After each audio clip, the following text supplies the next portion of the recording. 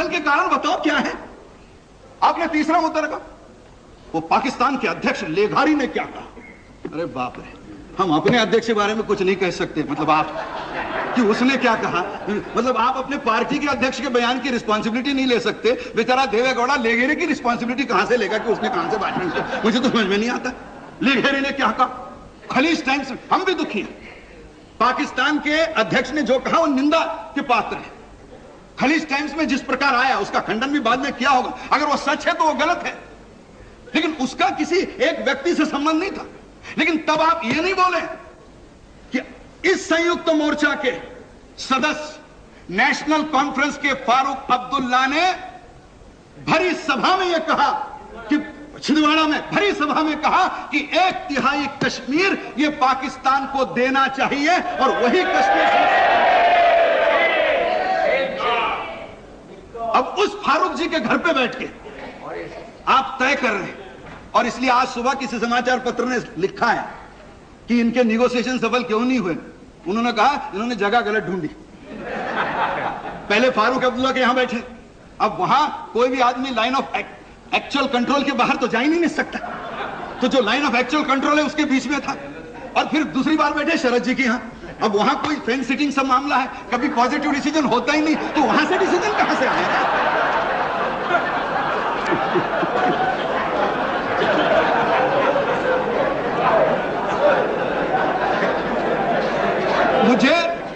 मुझे तो लगा कि आपको समझौता अगर सफल करना है तो हम कम से कम वाजपेयी और बसपा से काशीराम जी से पूछ तो लेते कि आप कहां बैठे थे। उस जगह का शायद कुछ महत्व हो सकता है जिससे आपको रास्ता मिल जाता इस जाने का। अब इस मतलब जिसने 1/3 कश्मीर देने की बात की, हिंदुस्तान की संसद का यूनानिमस रिजोल्यूशन है 1/3 कश्मीर वापस लेने का। हमारा यूनानिमस रिजोल्यूशन है 1/3 कश्मीर वापस लेने का। एक मुख्यमंत्री वो भी कश्मीर का बात करता है 1/3 कश्मीर देने का, और आप उनकी यहां बैठ के तारीफ करते हो और हमको राष्ट्रहित समझाने की कोशिश करते हो। फिर तो प्रियरंजन दास मुंशी जी ने ज्योति बसु के गणशक्ति का आर्टिकल विदाउट ट्रांसलेशन देवेगौड़ा जी को कहा आप पढ़ो। अरे सोमनाथ दा ने पढ़ा फिर भी नहीं माना। अब सोमनाथ जी खुद ज्योतिदा का नहीं मान रहे हैं तो देवेगौड़ा को पढ़ा के क्या? और भाषण में कहा कि ये जो सेक्युलर नॉन सेक्युलर कम्युनल लोग हैं इनसे कौन लड़ेगा? 10-5 प्रांत गिनाए, इंडियन नेशनल कांग्रेस, अब मैं उनका भारत का नक्शा देख रहा था तो मुझे ये लगा ये तो ठीक है। उन्होंने कहा महाराष्ट्र, गुजरात कहा, राजस्थान कहा, ठीक है, लेकिन मुझे फिर ये ध्यान आया कि केरल में कौन किसके साथ लड़ रहा है, कर्नाटक में कौन किसके साथ लड़ रहा है, आंध्र में किसके साथ कौन लड़ रहा है, तमिलनाडु में कौन लड़ रहा है, ओडिशा में कौन लड़ रहा है, बंगाल में कौन लड़ रहा है, त्रिपुरा में कौन लड़ रहा है, असम में कौन लड़ रहा है। इंडियन नेशनल कांग्रेस यहां किसके साथ लड़ रही है? हमारे साथ लड़ रही है। किसके साथ लड़ रही है? और इसलिए आप हमारी नहीं, आपका तो पता भी नहीं मिलेगा। अगली बार पोस्टपोन आ जाए ना तो चिंता मत करो, चुनाव हो जाने दो, आप में से आधे लोगों का तो सब बेरंग वापस जाएगा कि पता गलत है। ये नॉर्थ यूपी में भी नहीं रहते, साउथ यूपी में भी नहीं रहते, इसलिए उसकी चिंता मत करिए आप। आगे क्या होना है?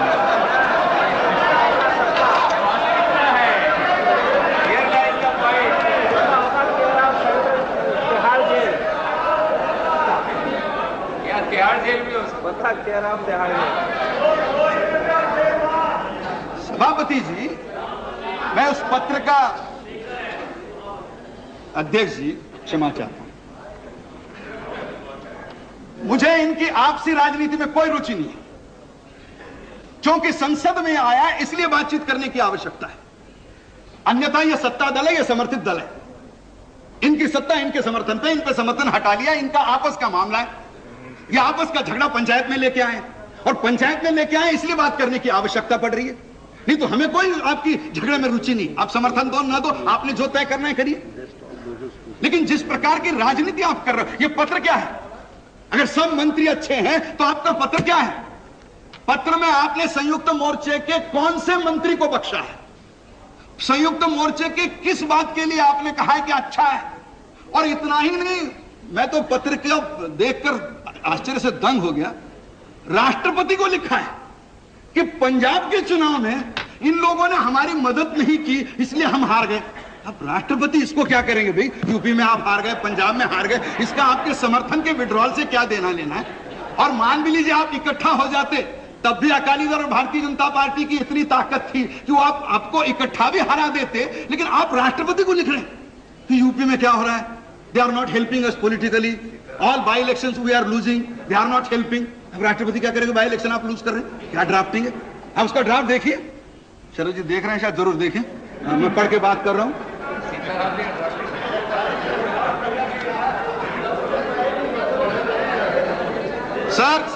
Sir, I will save the time. In UP, Punjab, and a series of by-election, the United Front failed to work together with the Congress to contain the forces of political communalism. What Rashtrapati has to do with this? ये तो चुनाव का समझौता है, किसका किसके साथ हो गया, इसका प्रस्ताव से क्या संबंध है? लेकिन प्रिय रंजन जी शायद नहीं है। इस सदन में कोई नहीं सोता है, सब चिंतन करते हैं।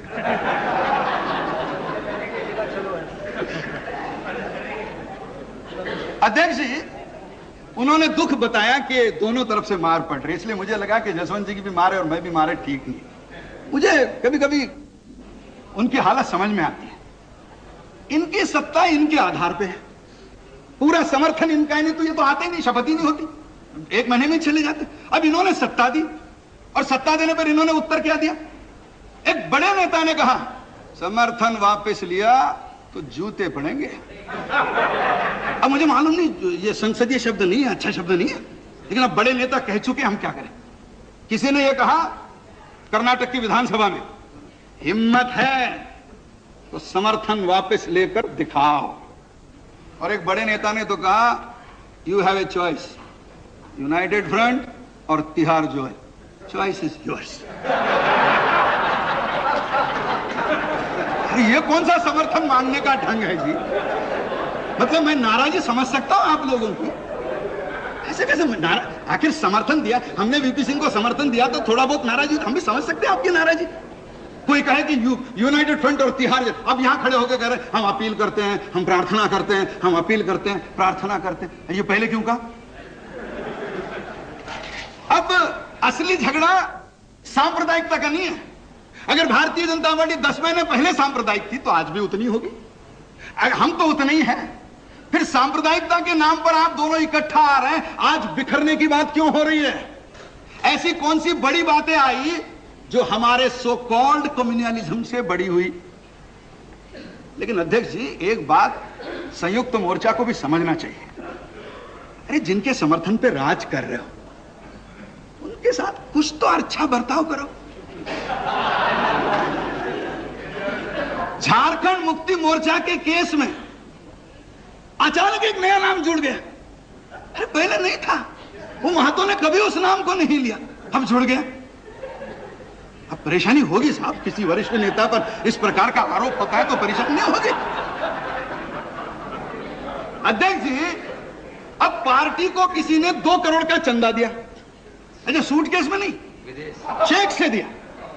अब चेक से चंदा देना नहीं चाहिए था, उनकी कंपनी डूब रही थी, डूबने वाले कंपनी को इतना चंदा देने का अधिकार नहीं है, ये लीगल है, लेकिन चंदा दिया तो उसके घर पे रेड कर दिया। अब आगे कैसा होगा चुनाव में? अगर हम सरकार को समर्थन दे रहे हैं और चंदा देने वाले पे रेड कर रहे हैं, दुख होना स्वाभाविक है। पार्टी को किसी ने 3 करोड़ रुपया विदेश से दिए, ड्राफ्ट से दिए, no suitcase, no hanky panky business, nothing under the table, draft बना के सिंगापुर से भेजे। अब बैंकिंग सिस्टम यह है कि ड्राफ्ट पे भेजने वाले का नाम नहीं होता। अब चिदंबरम जी पूछ रहे किसने 3 करोड़ दिए, नाम बताओ। अरे भाई अपनी पार्टी है, समर्थन दे चुकी है, पूछने का अधिकार ही आपको इस पर मिला है कि उस पर नहीं होना चाहिए। अब अध्यक्ष जी सब पार्टी को हिसाब मांगा। अब ये ठीक है कि बहुत सालों से कुछ पार्टियों ने हिसाब नहीं रखा हो, कांग्रेस पार्टी वक्त पर हिसाब दे नहीं सकी। अब होता है भाई, समर्थन देने वाली पार्टी है, 2-4 दिन आगे पीछे पेशी कर देते, 20 करोड़ का जुर्माना। अरे 10 महीने में समर्थन दिया और 10 महीने में समर्थन दिया और 24 करोड़ का इनकम टैक्स लगा दिया। 10 महीने में इनकम कुछ नहीं, टैक्स 24 करोड़।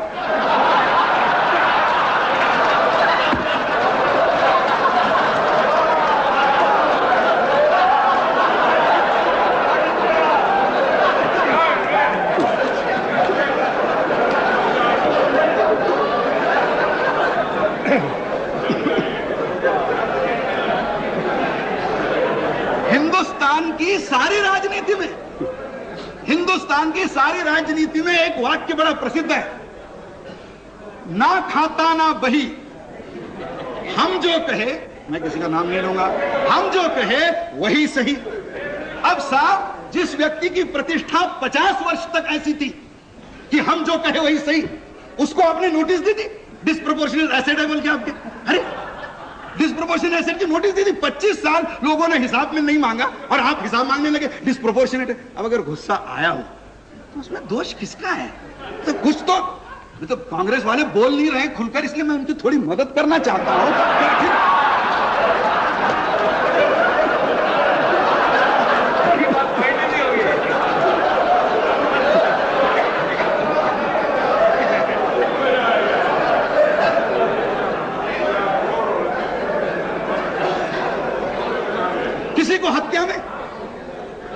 किसी को हत्या में फंसा दो, किसी को डकैती में फंसा दो, किसी को भ्रष्टाचार में फंसा दो। बेचारे वो अडवाणी थोड़े हैं जो सुप्रीम कोर्ट में चले जाए। हिम्मत हो तो नेता की ऐसी, इनकी नहीं है। हिम्मत हो तो ऐसी। अडवाणी जी पर आरोप हुआ, उन्होंने कहा लोकसभा का त्याग पत्र देता हूं और उस दिन तक मैं लोकसभा में नहीं आऊंगा जिस दिन तक कोर्ट से कह नहीं पाऊंगा। और आज हिंदुस्तान के इतिहास में उन्होंने अपनी पवित्रता सिद्ध करके वो कोर्ट से बरी होके फिर लोकसभा में प्रवेश कर दिया। अब आप इनसे अपेक्षा करते हो कि भारतीय जनता पार्टी जैसा व्यवहार करे? नहीं कर सकते हो। वो नहीं कर सकते तो वो जैसा व्यवहार करते हैं उसी प्रकार आप उनसे व्यवहार करिए। अब उनको कोर्ट में रहता law will take it own course, ऐसे कैसे चलेगा? आप रेस कोर्स में बैठे उनको ओन कोर्स में भेज रहे हैं, ऐसे कैसे चलेगा?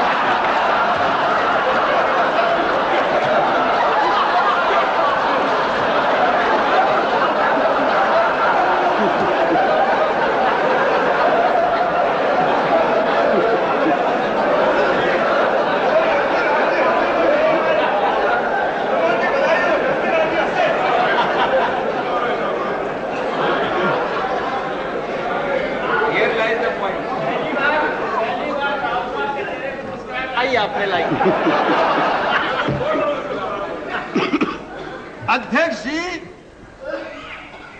ये व्यंग मत लीजिए, ये असली झगड़ा है और पहले दिन से सत्ता का झगड़ा असली झगड़ा है। इसको सांप्रदायिकता का तो आप जामा दे रहे हो। जैसे सब लोग 6 दिसंबर भाई ये तो हमको सर्टिफिकेट कोई देने को तैयार है कि on 5th of December 1992 BJP was 100% secular. कम से कम चलो ये दे दो, कोई खड़े होकर कहे तो कि आप 6 दिसंबर के कारण आप नॉन सेक्युलर, नहीं तो आप तो पैदाइशी सेक्युलर लोग हो। आप कैसे? अरे हमको तो आपने नॉन सेक्युलर अभी थोड़ा ही बोला है। जनता पार्टी से जब हम निकले तब भी, अरे देश में जिस किसी को आपस में झगड़ना होता है उसको we are the whipping boy of Indian politics. झगड़े आप और नाम हमारा, अरे हमको क्या लेना देना आपसे? आपका नाम ले रहे हम सांप्रदायिक है। 6 दिसंबर को उसके पहले नहीं थे जब विश्वनाथ प्रताप सिंह 89 की लड़ाई लड़ रहे थे और वो बड़े नेता ऐसे हैं कि सिद्धांतों पर अड़िग रहते हैं और इसलिए मथुरा में जब सभा हुई उन्होंने बीजेपी का झंडा दिया, इसका झंडा उतारो, मैं बीजेपी के सभा में नहीं जाता। अब हम क्या करें भैया, चलो झंडा उतार दिया, कहां झगड़ा करें, कांग्रेस को हराना था। आकर खड़े हो गए, बैठ गए, भाषण कर लिए और जब हमारे समर्थन की आवश्यकता पड़ी तो एनेक्सी में भारतीय जनता पार्टी की राष्ट्रीय कार्यकारिणी में सब लोग आ गए। वो छोड़ दो, सेक्युलर कोई फर्क नहीं पड़ता, सपोर्ट दो। इस देश में सपोर्ट किसी का भी चलता है। सोमनाथ का भाषण नहीं सुना? कांग्रेस को सपोर्ट नहीं कर सकते, उनका ले सकते। अरे भाई आदमी गंदा है तो लेना क्या और देना क्या? लेन देन में पूरा गंदा होना चाहिए, लेने में अच्छा, देने में गंदा, ऐसे कैसे होगा? ये कैसे चलेगा? जब हम आपका समर्थन कर रहे थे 89 में, जब 18 महीने सरकार आपने हमारे बलबूते पर चलाई, तब आपको याद नहीं आया? ये किसी ने मंडल की बात की, मुझे मालूम है, उस समय मैं राज्यसभा का सदस्य था। 7 अगस्त 1990 को मंडल के बारे में प्रधानमंत्री ने आके राज्यसभा में बयान दिया। लोकसभा में चर्चा नहीं होती, राज्यसभा में चर्चा होती। क्यों आया मंडल? क्या लोग भूल गए कि 9 अगस्त को देवीलाल की यहां रैली थी?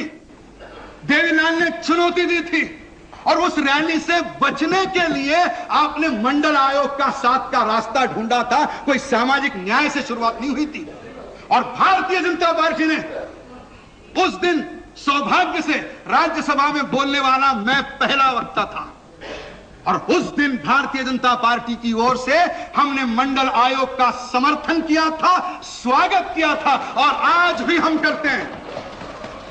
और सबसे ज्यादा मुख्यमंत्री पिछड़े वर्गों के हम देते हैं, सबसे ज्यादा पिछड़े वर्ग के एमएलए हमारे आते हैं, एमपीज हमारे आते हैं, शेड्यूल कास्ट के, ट्राइब के, पिछड़े वर्ग हम देते हैं। और इसलिए ये मैं बीच में नहीं, बहुत हो गया, मंडल आयोग की बात करता हूं। और इसलिए हाँ, हमने समर्थन हटाया क्योंकि राम मंदिर पर लड़ाई शुरू हुई, अडवाणी जी को पकड़ा गया, अडवाणी जी को पकड़ा गया और हम उन पार्टियों में से नहीं है। संकट आते हैं तो अपने प्रधानमंत्री को डुबो देने में 2 मिनट नहीं सोचते हैं, और कुछ तो लोग संकट आते हैं तो अपने अध्यक्ष को भी डुबोने में ज्यादा देर सोचते नहीं है। हम उन पार्टियों में से नहीं हैं। हमारे पार्टी के अध्यक्ष को जो पकड़ा गया उसके विरोध में हमने राम मंदिर के लिए अपना सपोर्ट विड्रॉ किया था और उसमें हमें कोई शर्म नहीं, हम गर्व से कहते हैं। और कम से कम चंद्रशेखर जी मानेंगे, राम मंदिर और 2 कांस्टेबल, इसमें कौन सा रीजनिंग ज्यादा साउंड होता है? कम से कम इतनी तो कोशिश करो। पहली बार इंदिरा जी ने चरण सिंह को लाया, 1 दिन नहीं सरकार चली, तो फर्स्ट आउटसाइड सपोर्ट। फिर हमने लाया, 17 महीने चली। फिर राजीव जी ने चंद्रशेखर जी को लाया, 4 महीने चली। मैंने एक बार गिना, 17 और 4 21, तो 3 सरकारें हमने देखी, औसत आयु होगी 7 महीने। मैं देवेगौड़ा को बधाई देता हूं, वो 9 महीने सरकार चला पाए आउटसाइड सपोर्ट से, आज तक कोई नहीं चला पाया, एवरेज 7 महीने के आगे। और 3 बार कांग्रेस ने विड्रॉ किया। किस कारण से किया? न चौधरी के संबंध में कारण था, न चंद्रशेखर जी के बारे में कारण था, और न आज भी कोई कारण दिखाई देता है सिवा स्वार्थ की। और इसलिए भारतीय जनता पार्टी के सपोर्ट विड्रॉल की इससे कंपेयर हो नहीं सकता। वो सैद्धांतिक विड्रॉल था और अगर हम चाहते तो जरूर करते। और फिर दुख इस बात का है कि हमने उस आउटसाइड सपोर्ट से ज्यादा सीख लिया, तो हम जरा अभी संभल कर चल रहे हैं, किसको करना किसको नहीं करना। अब उस आउटसाइड सपोर्ट से कांग्रेस नहीं सीखी क्योंकि वो सीखना नहीं चाहते। चंद्रशेखर जी इतने बड़े हैं कि मैं क्या बोलूं, चंद्रशेखर जी आप भी सीखना नहीं चाहते। देवेगौड़ा अपने इतने मित्र हैं, आप अपने अनुभव को बता देते तो कम से कम वो शपथ नहीं लेते, लेकिन दुर्भाग्य से हो। और इसलिए ये सांप्रदायिकता की लड़ाई नहीं है, सांप्रदायिकता की बात करनी है। होम मिनिस्ट्री के कागज मेरे हाथ में, 1996 में हिंदुस्तान में किन प्रांतों में कितने दंगे हुए उसका हिसाब है, और केवल मैं गृह मंत्री जी का है। महाराष्ट्र जहां मोस्ट कम्युनल गवर्नमेंट चल रही है, शिवसेना और बीजेपी की, वहां दंगे हुए 7, और बिहार मोस्ट सेक्युलर गवर्नमेंट चल रही है, दंगे हुए 24।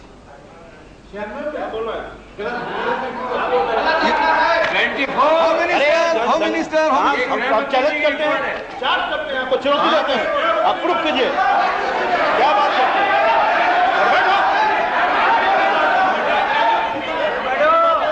ये भारतीय गृह मंत्री की रिपोर्ट है।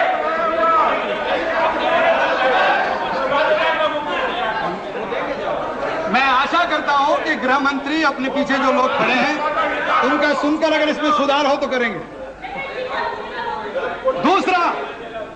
दूसरा कम्युनल गवर्नमेंट राजस्थान, 96 दंगे की संख्या 1, और सेक्युलर गवर्नमेंट मध्य प्रदेश, दंगों की संख्या 40।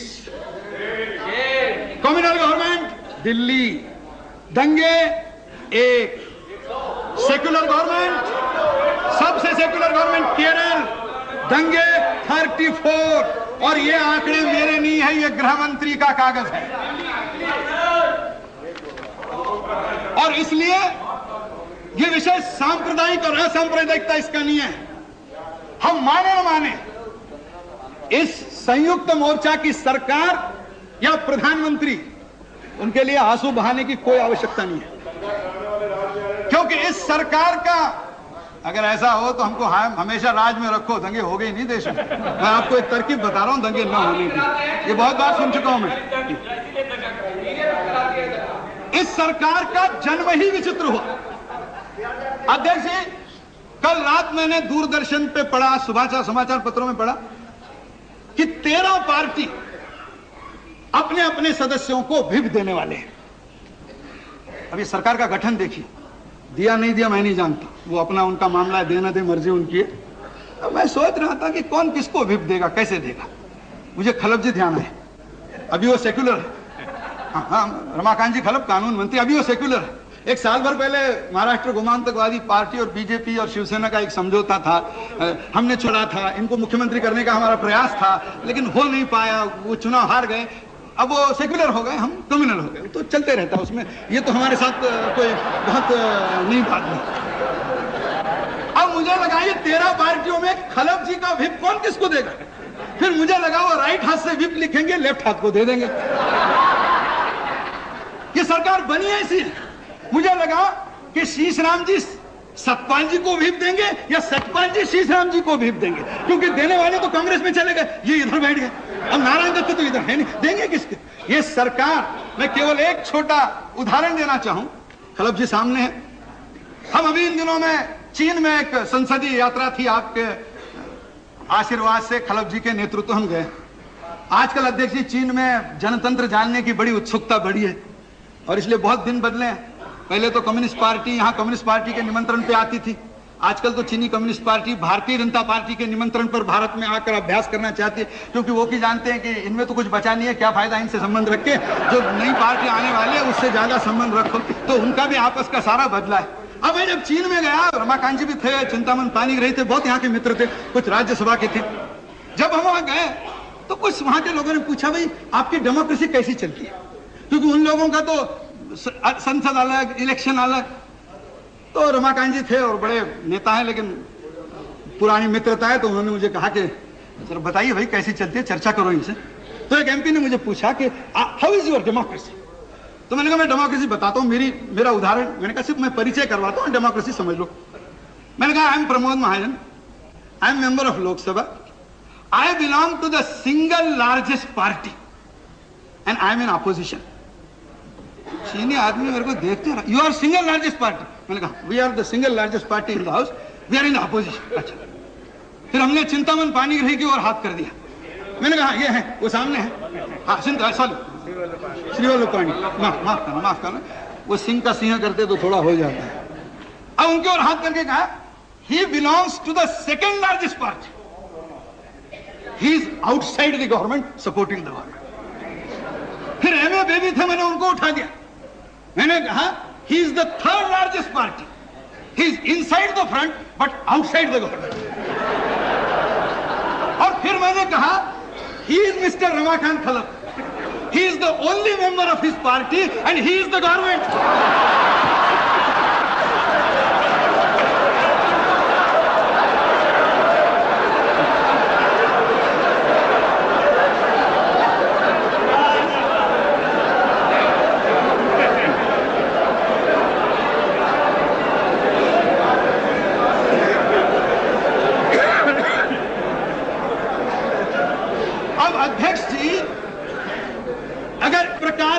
विचित्र विसंगतियों से अगर इस मोर्चे का जन्म ही हुआ हो तो आप आज कुछ भी कर ले, शरद पवार चेन खींच ले, कुछ भी करे। अब हमको किसी ने कहा कि रामविलास जी छोड़ दी, इसमें शरद पवार चेन खींच ले, आप कुछ करें, हो सकता है कि आप देवेगौड़ा को बदल ले, क्योंकि वो तो 42 पार्टी के नेता है, उससे छोटी पार्टी निकालिए, उसका प्रधानमंत्री करिए। धीरे धीरे तो जिसकी कोई पार्टी न हो उसका प्रधानमंत्री बनने के चांसेस इस लोकसभा में बढ़ते जाएंगे। मुझे तो कभी लगता है कि इस लोकसभा में पीछे आदमी कितने हैं इससे प्रधानमंत्री नहीं बनता, जितने कम हो। न्यूट्रल आदमी है, गड़बड़ नहीं करेगा। अब एक अनुभव देखने के बाद भी कांग्रेस दूसरा देखना चाहती है, तो उसे मुझे कुछ कहना नहीं है, लेकिन वो करना चाहती है। अब इससे रास्ता नहीं निकलेगा, और इसलिए सत्य यह है कि सत्ता पिपासा, सेक्युलरिज्म नहीं, सत्ता पिपासा ये संयुक्त मोर्चा की इच्छा है, और कानून का भय ये कांग्रेस का डर है। उसके कारण ये सरकार इकट्ठा टिकी है, बाकी सरकार में कुछ नहीं है। संयुक्त मोर्चे के लिए हमारे मन में दया क्यों आए? ये संयुक्त मोर्चा 13 पार्टियों का था, ये सरकारिया कमीशन वाला क्यों भाई? कोई 13 में 1-2 पार्टी टूटी क्या?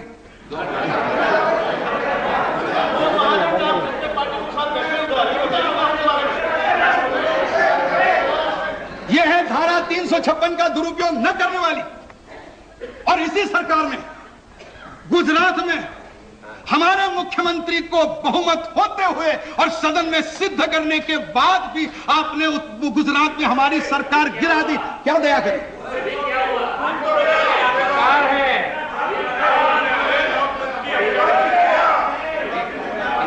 उत्तर प्रदेश में सबसे बड़ी पार्टी हम थे। भाई आपका तो मेंबर नहीं, आप मेरी मेजॉरिटी पूछ रहे हैं। आप और प्रांतों में जाके आपको मेंबर तो ढूंढिए, मेजॉरिटी की बात कर रहे हैं। जिसका मेंबर नहीं वो मेजॉरिटी की बात कर रहे हैं। हाँ, चार काफी है, 4 आपके लिए काफी है। और इसलिए इनकी राजनीतिक हलचल हमेशा भारतीय जनता पार्टी के विरोध में रही। जैसे चंद्रशेखर जी कह रहे हैं अटल जी को गुरुदेव बचाइए, आप कह रहे हैं उधर देखिए गाली दिए बचाइए, गाली दिए। ये आप काम कर सकते हैं, भैया हमारे से तो हो नहीं सकता। ऐसे कैसे काम होगा? लोग आलोचना करें और कहे समर्थन करें, दिन रात गाली खाए। अब इसमें बजट का क्या होगा? संकट, आर्थिक सब ठीक है, वो इनको सोचना चाहिए, मैं क्यों सोचूं? हम तो विपक्ष में हैं, हम कोई बजट के समर्थक नहीं है। इसको पास करना हमारा काम नहीं, जिसका काम था उसको पूछिए, हमारे क्यों पीछे पड़े? आप पहले सोच के आइए। पहले तो जेना कहते मुझे पास करना ही नहीं है, फिर सीपीएम ने कहा हम करने नहीं देंगे, कांग्रेस ने कहा हमको मालूम नहीं। बीजेपी को क्यों दोष दे रहे हो? राष्ट्रहित में बीजेपी किसी भी चीज के लिए तैयार हो सकती है, लेकिन राष्ट्रहित में तैयार होना मतलब कोई पागलपन नहीं है कि कोई कुछ भी मांग ले और हम दे दें, हाँ ले लो। ऐसी कोई साधु संतों की जमात विश्व हिंदू परिषद साथ है, इसका मतलब थोड़े साधु थोड़ी हो। और इस बजट को हम समर्थन दें। मैं बजट पर भाषण नहीं कर रहा हूं जैसे प्रधानमंत्री ने किया, मगर केवल मैं उदाहरण दूं। ये बजट के बाद अखबारों में इश्तिहार छपे। क्या छपे? कार सस्ती, टीवी सस्ता, एसी सस्ता, सेलुलर फोन सस्ता, चिदंबरम जी की कृपा सब सस्ता ही सस्ता। इसको सपोर्ट करें। ये किसान है, इनको क्रॉप इंश्योरेंस की चिंता नहीं है, ओपन इंश्योरेंस की चिंता है। तो क्रॉप इंश्योरेंस की चिंता करें तो समझ सकते हैं, इनको क्यों समझ? इसलिए इसमें हमें नहीं लगता है कि इनको समर्थन देने की कोई आवश्यकता है। और इसलिए वामपंथी दलों के बारे में इतने ज्येष्ठ नेता है, मैं तो आप आने के पहले कह चुका हूं, मुझे इस हिपोक्रेसी के बारे में कुछ नहीं कहना। ये वर्षों से चलती आई है कि कांग्रेस का समर्थन चाहिए, उनको समर्थन नहीं चाहिए। अब इस प्रकार का इसकी अगर होंगी तो मुझे नहीं लगता है कि इसमें था। अध्यक्ष जी सोमनाथ जी ने कहा, और वो इतने अच्छे वक्ता है और अभी अभी उनको अवार्ड भी मिला है, तो स्वाभाविक रूप से उनके अच्छेपन पर और प्रतिष्ठा आ गई। उन्होंने भाषण करते समय कहा सीताराम वाजपेयी। उन्होंने गलती से नहीं कहा, वो इतने बुरे तो वक्ता नहीं है कि वो सीताराम केसरी का केसरी नाम भूल जाए और वाजपेयी के पीछे अटल जी का। मैं इतना तो उनको दोष नहीं दे सकता, बहुत अच्छे वक्ता है, सुलझे हुए वक्ता है, एब्सेंट माइंडेड नहीं है, वकील है, प्रोफेसर थोड़ी है, या पढ़ाते हैं लॉ कॉलेज में, तो वो नहीं है। उन्होंने कहा और सीताराम जी क्या कहते हैं? देवेगौड़ा वाजपेयी।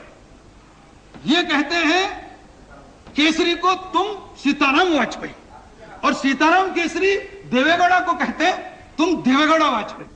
कॉमन क्या है? वाजपेयी। इसलिए कहते हैं कि वो ये बताना चाहते हैं कि वाजपेयी कोई खलनायक है। वाजपेयी खलनायक नहीं है, वाजपेयी हिंदुस्तान का महानायक है। जनता इसे मानती है। आप जी चाहे कोशिश कर लो, आप आखिर इकट्ठा आते क्यों है? सदन में भाषण हुआ रामविलास जी से लेके प्रिय रंजन दास तक, अरे झगड़ो मत, दोस्ती कर लो, बांट लो, नहीं तो ये आ जाएंगे। सदन में कहा। तो असली डर सांप्रदायिकता नहीं है, असली डर है भारतीय जनता पार्टी जीत जाएगी, इसका डर। क्या भारतीय जनता पार्टी को जीतना है तो लोगों से वोट आने पड़ेंगे? भारतीय जनता पार्टी कोई वोट लेकर जेब में से कोई शेयर बाजार में जाके जीतेगी नहीं, कोई मैनिपुलेशन से जीतेगी नहीं। बिहार की राजनीति थोड़ी है, तो वैसे भी जीतेंगे नहीं। अगर जीतना है तो लोगों के पास जीतना पड़ेगा। और अगर हिंदुस्तान के लोग आज वाजपेयी की सरकार चाहते हैं तो आप कितनी भी एडजस्टमेंट करने की कोशिश करो,